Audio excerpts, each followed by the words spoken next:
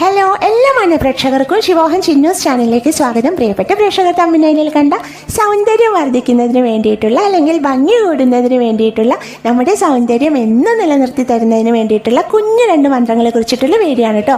എല്ലാവർക്കും ഒരുപോലെ ഇഷ്ടമുള്ള കാര്യമാണല്ലേ ഭംഗി കൂടുക എന്നുള്ളത്. കൊച്ചുകുട്ടികൾ മുതൽ മുതിർന്ന ആൾക്കാർക്ക് വരെ ഇഷ്ടമുള്ള കാര്യമാണ്. സ്ത്രീകളായിക്കോട്ടെ പുരുഷന്മാരായിക്കോട്ടെ എല്ലാവരും ഒരുപോലെ ഇഷ്ടപ്പെടുന്നൊരു കാര്യമാണല്ലേ. ഞാനായിക്കോട്ടെ പ്രേക്ഷകരായിക്കോട്ടെ നമ്മളെല്ലാവർക്കും ആഗ്രഹമുള്ളൊരു കാര്യമാണ് എന്നും ഭംഗിയോടെ ഇരിക്കുക എന്നുള്ളത്. അപ്പം നമുക്കൊക്കെ ഒരുപോലെ ജപിക്കാൻ കഴിയുന്ന 2 മന്ത്രങ്ങളാണ് കേട്ടോ. അതായത് സാക്ഷാൽ ആദിപരാശക്തിയെ, അതായത് ശ്രീ പാർവതി മാതാവിനെ മനസ്സിൽ കണ്ടുകൊണ്ടോ ശ്രീ മഹാലക്ഷ്മി ദേവിയെ മനസ്സിൽ കണ്ടുകൊണ്ടോ ജപിക്കാവുന്നതാണ് കേട്ടോ. ഇത്ര തവണ ജപിക്കണം എന്നുള്ള നിഷ്ഠയൊന്നും പറയുന്നില്ല.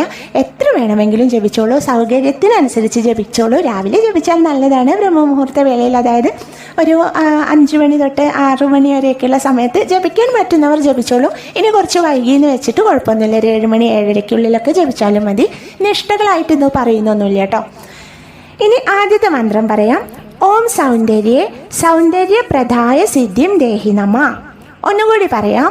ഓം സൗന്ദര്യപ്രദായ സിദ്ധിം ദേഹി നമ. രണ്ടാമത്തെ മന്ത്രം പ്രേക്ഷകർക്കൊക്കെ സുപരിചിതമായ മന്ത്രമാണ്. നമ്മുടെ ലളിതാ സഹസ്രനാമ സ്തോത്രത്തിലെ 241 ശ്ലോകമാണ് കേട്ടോ. അതായത് ഓം ചാരുരൂപായേ നമ.